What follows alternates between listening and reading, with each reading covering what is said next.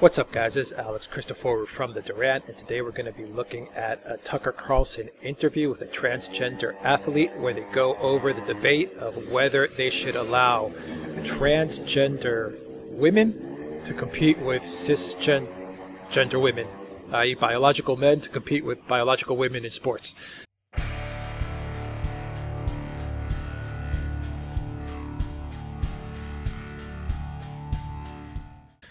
Okay, so check out this video and check out specifically one moment. It's a great interview, first of all, but check out one moment where Tucker Carlson is interviewing this transgender athlete, and he poses a question to her.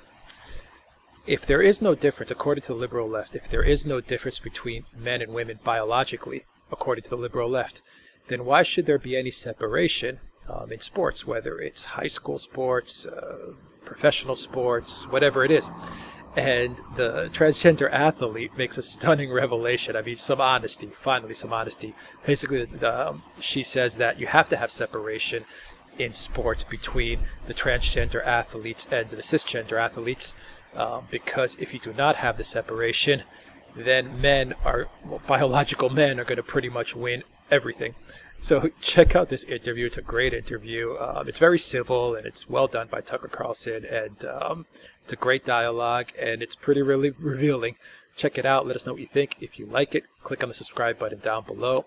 Also click on the notifications bell to get notifications every time we push out a new video, and go to the Duran shop, pick up a t-shirt, help support the Duran. Until next time, take care.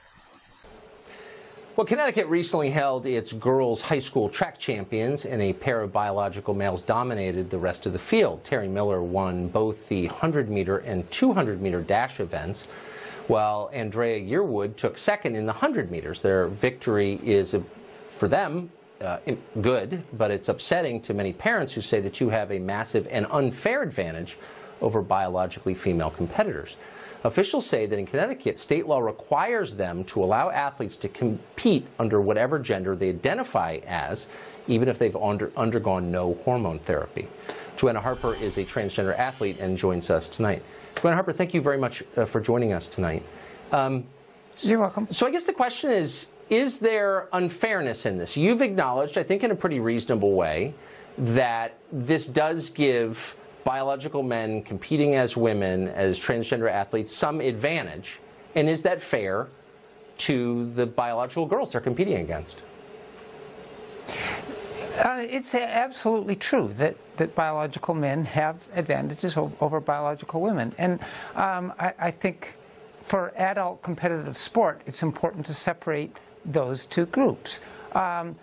In high school sports, things are a little different. High school sports, we're not talking about adults, it's more about participation. But still, I would personally draw a line at winning state titles. So if I were making the rules, I would allow them to participate in the state meet but not win medals. Huh, that's interesting. But that's not, and that seems like a fairer accommodation than what's going on, for example, in Connecticut. What do you think of the law there that says you can compete as the gender you identify with, even if you've received no hormones or had any kind of physical changes whatsoever?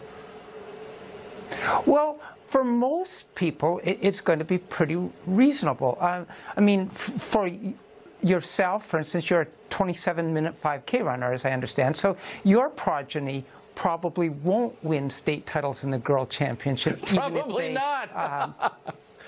That's true. But for fairly talented athletes, I agree. There should be a cap put on, and I would do it at the state level. I would allow them to participate, but not win at state level. Would it be worth having just an entirely separate category? I mean, because at some point you bump up against basic questions like, why would you have, in a moment where we're not really acknowledging that there are just two sexes, why would you have sporting events segregated by sex in the first place? Well, we have sports segregated by sex in the first place so that women have a chance to win things. And I think that's an important thing to preserve. And so, as I say, at an adult competitive level, we want to do differently than we do for high school. And I think allowing participation and inclusion in high school is important. But as I say, I would draw a line, and those talented transgender athletes who are biologically male, I don't think they should be winning state titles without going on hormones. But once they're on hormones, then the playing field changes. Do you think in this moment, I mean, let's be totally real, we're not allowed to draw lines anywhere. I mean, how long would it be before the ACLU sued over that, what they would call a separate but equal policy, preventing transgender athletes from getting trophies? I mean, that wouldn't stand for 24 hours, would it? There are 17 states in the District of Columbia that have the same rules as Connecticut does. There are other states in the country that have all kinds of different rules. Texas, for instance, requires transgender athletes to compete based on their birth certificate. So there are a whole series of rules, and I don't see the ACLU getting involved with any of these other states. What about the Olympics? What should the Olympics do? Well, the Olympics, and I was part of the group that put in the rules, in 2016 went to a hormone-based separator between male and female athletes. And I think that's an appropriate policy. But doesn't that still gives the advantage to biological men, on average, over biological women, does it not? There are both advantages and disadvantages.